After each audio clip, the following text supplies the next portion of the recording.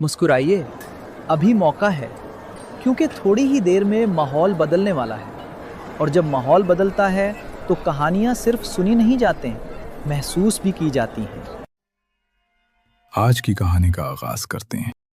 یہ واقعہ مجھے میرے ایک دوست نے سنایا تھا جو آج بھی لاہور میں رہتا ہے۔ اس نے مجھ سے صرف ایک درخواست کی تھی۔ اس نے کہا، اگر کبھی یہ کہانی سناؤ تو میرا نام کبھی مت بتانا، نہ میری کمپنی کا، نہ اس دفتر کا جہاں میں کام کرتا تھا۔ لوگ یقین کریں یا نہ کریں، مجھے فرق نہیں پڑتا، لیکن میں نہیں چاہتا کہ کوئی اس رات کو مجھ سے جوڑ سکے۔ میں نے اس سے وعدہ کیا، اسی لیے نام بدل دیے گئے، مگر جو کچھ آپ سننے جا رہے ہیں وہ ایک ایک لفظ اس کی اپنی زبانی ہے۔ وہ جنوری کی ایک یخ بستہ رات تھی۔ لاہور کی سردیوں میں ایک خاص قسم کی خاموشی ہوتی ہے۔ دن کے وقت یہی شہر شور، ہارن، لوگوں، دکانوں اور روشنیوں سے بھرا ہوتا ہے، مگر رات کے 10 بجنے کے بعد وہی لاہور آہستہ آہستہ کسی اور ہی شہر میں بدلنے لگتا ہے۔ سڑکیں خالی ہونے لگتی ہیں، دکانوں کے شٹر گر جاتے ہیں، فٹ پاتھوں پر پڑی دھول سرد ہوا کے ساتھ سرکینے لگتی ہے، اور دور کہیں کسی آوارہ کتے کی آواز پوری گلی میں گونج کر رہ جاتی ہے۔ اس رات میں دفتر میں سب سے آخر میں رکا ہوا تھا۔ میں ایک بین الاقوامی کال سینٹر میں ٹیم لیڈ تھا۔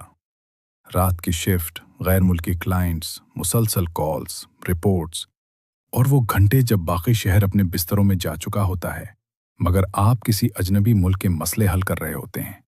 اس دن ایک کلائنٹ کا سسٹم اچانک ڈاؤن ہو گیا تھا۔ میری ٹیم ایک ایک کر کے جا چکی تھی، مگر مجھے آخری ای میل، آخری رپورٹ اور آخری کال تک رکنا پڑا۔ جب میں نے کمپیوٹر بند کیا تو گھڑی رات کے تقریباً 11:15 بجا رہی تھی۔ دفتر سے باہر نکلا تو سردی نے چہرے پر ایسے کاٹا جیسے کسی نے برف کا ہاتھ گال پر رکھ دیا ہو۔ میں نے جیکٹ کی زپ اوپر کی، کالر کرتن تک چڑھایا اور تیز قدموں سے UET میٹرو اسٹیشن کی طرف چل پڑا۔ مجھے صرف ایک فکر تھی، آج کی آخری اورنج لائن میٹرو نکل نہ جائے۔ راستے میں نے موبائل نکالا اور ابو کو میسج کیا، ابو بس نکل رہا ہوں، آخری میٹرو پکڑ لوں تو آدھے گھنٹے میں گھر پہنچ جاؤں گا۔ چند لمحوں بعد جواب آیا، بیٹا میں آ جاتا ہوں اسٹیشن، اتنی رات کو اکیلے مت آنا۔ میں نے مسکرا کر جواب دیا، نہیں ابو، ضرورت نہیں، آپ سو جائیں، میں آ جاؤں گا۔ ابو کا آخری میسج آیا، ٹھیک ہے بیٹا، دھیان سے آنا۔ اس وقت مجھے کیا معلوم تھا کہ زندگی میں پہلی بار میں نے اپنے باپ کے میں آ جاتا ہوں کو ٹالا تھا، اور وہی رات میری زندگی کی سب سے لمبی رات بننے والی تھی۔ اسٹیشن تقریباً ویران تھا۔ دن کے وقت جہاں لوگوں کا رش ہوتا تھا وہاں اب صرف خالی پلیٹ فارم، سرد ہوا اور دور دور تک پھیلی سفید روشنی تھی۔ چند سیکیورٹی گارڈز اپنی ڈیوٹی ختم ہونے کا انتظار کر رہے تھے۔ ایک صفائی والا فرش پر موپ پھیر رہا تھا اور اس کے موپ کی آواز پورے پلیٹ فارم میں رگڑ کھاتی ہوئی گونج رہی تھی۔ پھر لاؤڈ سپیکر پر ایک سرد، مشینی آواز گونجی، یہ آج کی آخری اورنج لائن میٹرو ہے، برائے کرم احتیاط سے سوار ہوں۔ چند لمحوں بعد دور اندھیرے سے میٹرو کی روشنیاں نمودار ہوئیں۔ وہ آہستہ آہستہ پلیٹ فارم کے قریب آئیں، رکی، اور اس کے دروازے ایک ہلکی سی آواز کے ساتھ کھل گئے۔ میں اندر داخل ہوا۔ جس کوچ میں سوار ہوا اس میں میرے علاوہ صرف 3 لوگ تھے، 2 نوجوان اور ایک بوڑھا آدمی۔ بوڑھا کھڑکی کے پاس خاموشی سے بیٹھا تھا، سفید داڑھی، پرانا سا گرم کوٹ، کندھے پر کپڑے کا تھیلا اور نظریں مسلسل باہر۔ وہ اتنا عام سا لگا کہ میں نے دوسری بار اس کی طرف دیکھا بھی نہیں۔ لیکن وہ 2 نوجوان، انہیں دیکھتے ہی دل میں ایک عجیب سی بے چینی پیدا ہوئی۔ دونوں نے کالے رنگ کی ہوڈیز پہن رکھی تھیں۔ ٹوپیاں اس قدر نیچے تھیں کہ چہروں کا آدھا حصہ سائے میں چھپا ہوا تھا۔ کالے دستانے، کالے جوتے، سیاہ کپڑے، سب کچھ ایک جیسا، سب کچھ غیر معمولی حد تک صاف۔ عجیب بات یہ تھی کہ باہر دھند اور نمی تھی۔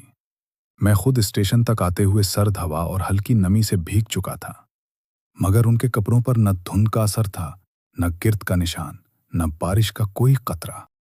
وہ خاموش بیٹھے تھے، کوئی حرکت نہیں، کوئی بات نہیں، کوئی موبائل نہیں، بس سامنے دیکھتے ہوئے میں نے خود کو سمجھایا، رات کا وقت ہے، تھکن ہے، دماغ معمولی چیزوں کو بھی عجیب بنا دیتا ہے۔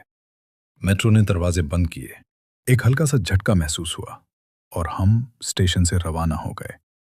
کھڑکی کے باہر لاہور کی روشنیاں پیچھے کی طرف بھاگنے لگیں۔ اندر سفید لائٹس چل رہی تھیں، مگر ان میں ایک عجیب سی بے جان ٹھنڈک تھی، جیسے روشنی موجود ہو مگر سکون موجود نہ ہو۔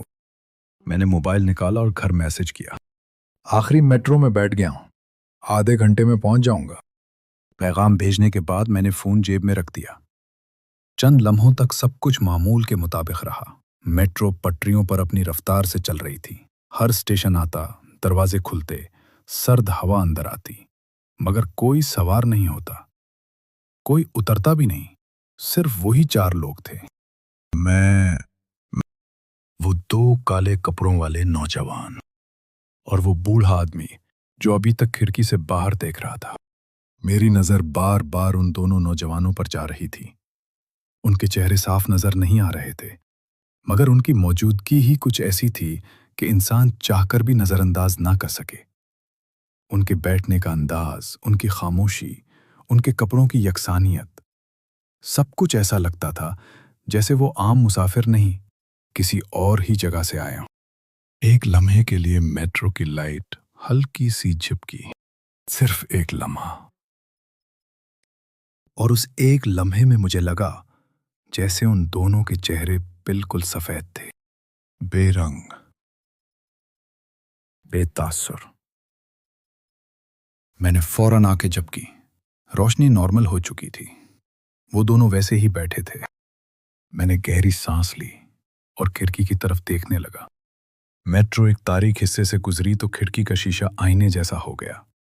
اس شیشے میں پوری بوگی کا عکس صاف دکھائی دے رہا تھا۔ میں نے خود کو دیکھا، پھر پیچھے بیٹھے بوڑھے کو، پھر سامنے والی قطار میں بیٹھے ان دونوں نوجوانوں کو، اور تب شیشے میں مجھے لگا کہ وہ دونوں میری طرف دیکھ رہے ہیں، سیدھا میری طرف۔ میں نے فوراً اصل میں ان کی طرف دیکھا۔ وہ سامنے دیکھ رہے تھے، بالکل ساکت، جیسے کبھی ہلے ہی نہ ہوں۔ میرا دل ایک دھڑکن کے لیے رک سا گیا۔ میں نے خود کو دوبارہ سمجھایا کہ یہ شیشے کا دھوکا تھا، تھکن تھی، رات تھی، خوف تھا۔ تبھی ایک نرم سی آواز آئی، بیٹا، اتنی رات گئے اکیلے سفر؟ میں نے چونک کر دیکھا۔ بوڑھا آدمی میری طرف دیکھ رہا تھا۔ اس کے چہرے پر ہلکی سی مسکراہٹ تھی، ایسی مسکراہٹ جو پہلی نظر میں شفقت لگتی ہے۔ میں نے کہا، جی انکل، دفتر سے دیر ہو گئی۔ وہ آہستہ سے سر ہلانے لگا۔ فکر نہ کرو بیٹا، آج میں ساتھ ہوں، میں تمہیں گھر تک چھوڑ دوں گا۔ یہ بات اس وقت مجھے ایک بزرگ کی عام سی شفقت لگی۔ میں نے ہلکا سا مسکرا کر شکریہ کہا اور دوبارہ کھڑکی کی طرف دیکھنے لگا۔ مگر آج جب میں اس رات کو یاد کرتا ہوں تو سمجھ آتا ہے وہ بات تسلی نہیں تھی، وہ اعلان تھا۔ میٹرو اسٹیشن در اسٹیشن آگے بڑھتی رہی۔ باہر لاہور تھا، مگر اس رات کھڑکی کے باہر سب کچھ اجنبی لگ رہا تھا۔ پلیٹ فارم آتے، خالی نکل جاتے، کہیں کوئی چائے والا نہیں، کوئی جلدی میں بھاگتا مسافر نہیں، کوئی آواز نہیں، صرف میٹرو کے دروازوں کا کھلنا، بند ہونا، اور پھر وہی سرد خاموشی۔ آخر ایک اسٹیشن پر وہ دونوں نوجوان اٹھے، بالکل ایک ساتھ، ایک ہی رفتار سے، بغیر ایک دوسرے کی طرف دیکھے۔ وہ دروازے کی طرف بڑھے۔ میں نے سانس روک کر دیکھا، دروازے کھلے، وہ دونوں باہر نکل گئے۔ پلیٹ فارم کی پیلی روشنی میں ان کے سائے چند سیکنڈ لمبے ہوئے اور پھر دھند میں گم ہو گئے۔ میری سانس جیسے واپس آئی۔ میں نے دل میں سوچا، شکر ہے جان چھوٹی۔ مجھے یقین تھا کہ جو بے چینی میں محسوس کر رہا تھا اس کی وجہ وہی دونوں تھے، لیکن میں غلط تھا، بہت غلط۔ کچھ دیر بعد میری منزل آ گئی۔ میٹرو آخری اسٹیشن پر رکی۔ میں اٹھا، جیکٹ ٹھیک کی اور دروازے کی طرف بڑھا۔ تبھی میرے پیچھے لاٹھی کی ہلکی سی ٹھک ٹھک سنائی دی۔ میں نے گردن موڑے بغیر سمجھ لیا، بوڑھا بھی اتر رہا تھا۔ پلیٹ فارم پر قدم رکھتے ہی سردی پہلے سے زیادہ محسوس ہوئی۔ میٹرو کے دروازے بند ہوئے، اور चंद लम्हों बाद वो आगे बढ़ गई। उसकी रोशनियां दूर होती गईं, फिर धुंध और अंधेरे में गुम हो गईं। अब स्टेशन तकरीबन खाली था। मैंने हल्के से पीछे देखा। बूढ़ा वहां नहीं था, न दाएं, न बाएं, न सीढ़ियों पर, न प्लेटफॉर्म पर, जैसे वो मेरे साथ उतरा ही ना हो। मैंने खुद को समझाया कि शायद वो दूसरी तरफ निकल गया होगा, मगर दिल ने ये बात मानने से इनकार कर दिया। मैं तेजी से सीढ़ियां चढ़कर स्टेशन से बाहर आ गया। बाहर लाहौर का वो हिस्सा बिल्कुल बदल चुका था। सड़कें खाली थीं, दुकानें बंद, शिटर्स पर जमी धुंध, स्ट्रीट लाइट्स पीली रोशनी के कमजोर दायरे बना रही थीं। हर रोशनी के बाद एक तारीक टुकड़ा आता था, जैसे सड़क रोशनी और अंधेरे के दरमियान टूटी हुई हो। मेरा घर वहां से 10-12 मिनट की पैदल मुसाफत पर था। मैंने कदम तेज किए। शुरू में सब ठीक था, सिर्फ मेरे कदमों की आवाज थी। फिर कुछ देर बाद मुझे लगा मेरे कदमों के अलावा एक और आवाज भी है, हल्की सी, दबी दबी, जैसे कोई मेरे पीछे उसी रफ्तार से चल रहा हो। मैंने चलते चलते कान लगाए।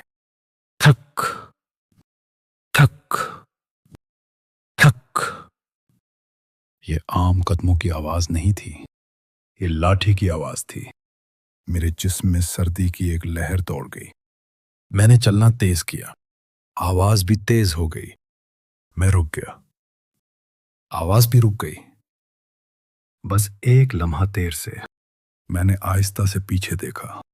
खाली सड़क, सिर्फ धुंध, सिर्फ पीले रोशनी और दूर तक फैली खामोशी। मैंने खुद से कहा, बस वहम है, बस घर पहुंच जाओ। मैं दोबारा चल पड़ा। अब दिल की धड़कन तेज थी, सांस भारी थी, हाथ जेबों में थे, मगर उंगलियां सर्दी से नहीं, खौफ से कांप रही थीं। चंद मिनट बाद वो मोड़ आ गया जिससे मैं हमेशा दिन में भी जल्दी गुजरना पसंद करता था। कब्रिस्तान।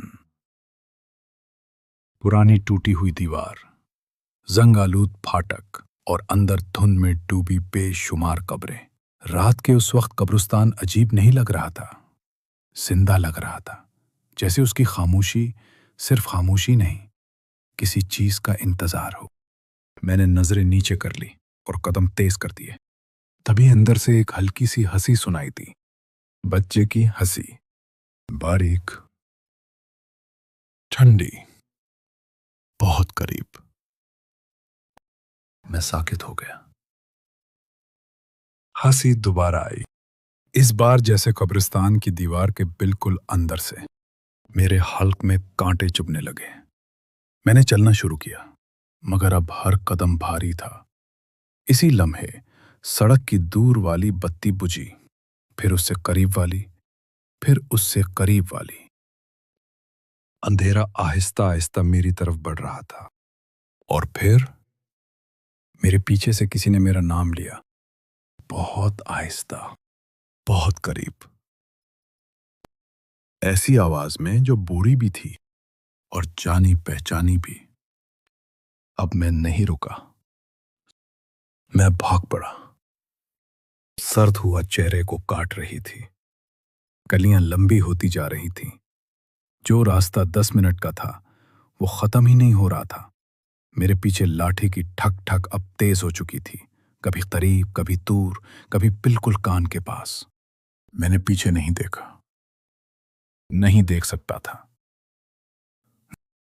क्योंकि मुझे यकीन था अगर मैंने पीछे देखा तो जो नजर आएगा उसके बाद मैं घर कभी नहीं पहुंचूंगा।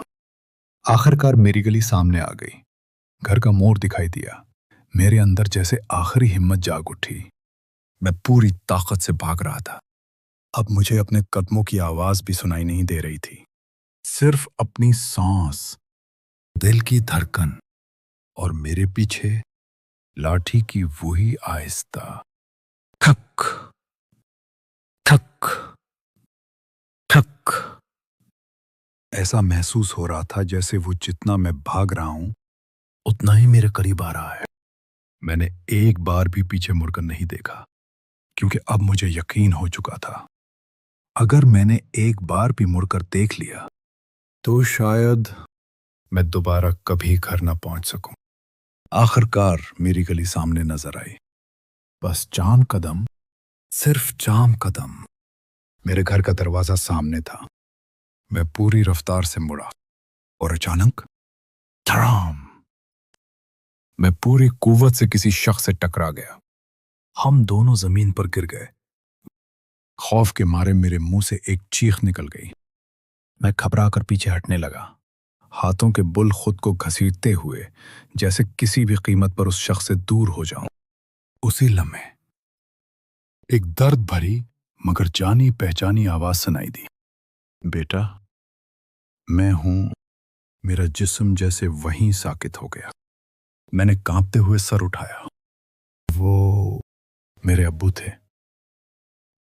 ان کا چشمہ ایک طرف گر چکا تھا، سانس تیز چل رہی تھی، اور وہ حیرت اور فکر سے صرف مجھے دیکھ رہے تھے۔ بیٹا، انہوں نے ہانپتے ہوئے کہا، تم نے منع تو کیا تھا، لیکن نہ جانے کیوں دل مان ہی نہیں رہا تھا۔ سوچا دور سے دیکھتا چلو کہ تم خیریت سے گھر پہنچ جاؤ۔ میرے حلق سے آواز ہی نہیں نکل رہی تھی۔ میں ان کے گلے لگ گیا۔ میرا پورا جسم کانپ رہا تھا۔ ابو، مجھے لگا میں اتنا ہی کہہ سکا۔ انہوں نے میرے سر پر ہاتھ پھیرا۔ کس سے بھاگ رہے تھے بیٹا؟ میں نے پہلی بار ہمت کر کے اپنے پیچھے دیکھا۔ گلی بالکل خالی تھی، دھند، پیلی اسٹریٹ لائٹس اور سرد ہوا۔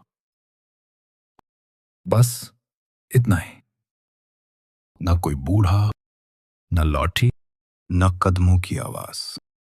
میں نے ایک لمبی سانس لی۔ شاید میں واقعی بچ گیا تھا۔ میں ابو کے ساتھ آہستہ آہستہ گھر کی طرف چل پڑا۔ دروازے کے اندر قدم رکھنے سے پہلے نہ جانے کیوں میں نے آخری بار پوری گلی پر ایک نظر ڈالی۔ دھند اب بھی ویسے ہی بچھی ہوئی تھی، اور بہت دور جہاں اسٹریٹ لائٹ کی روشنی ختم ہو رہی تھی، مجھے صرف ایک لمحے کے لیے ایسا محسوس ہوا جیسے کوئی بوڑھا شخص اپنی لاٹھی کے سہارے آہستہ آہستہ مڑ کر جا رہا ہو۔ میں نے پلک جھپکی، وہ وہاں نہیں تھا۔ میں آج تک نہیں جانتا وہ حقیقت تھا یا میرے خوف کا سایہ، لیکن ایک بات کا یقین ہے، اگر اس رات ابو مجھے لینے نہ آتے تو شاید میں کبھی گھر نہ پہنچ پاتا۔ اور آج بھی جب رات گئے اورنج لائن میٹرو کی آخری سروس کا اعلان سنتا ہوں تو بے اختیار وہی آواز میرے کانوں میں گونجتی ہے، فکر نہ کرو بیٹا، آج میں ساتھ ہوں، میں تمہیں گھر تک چھوڑ دوں گا۔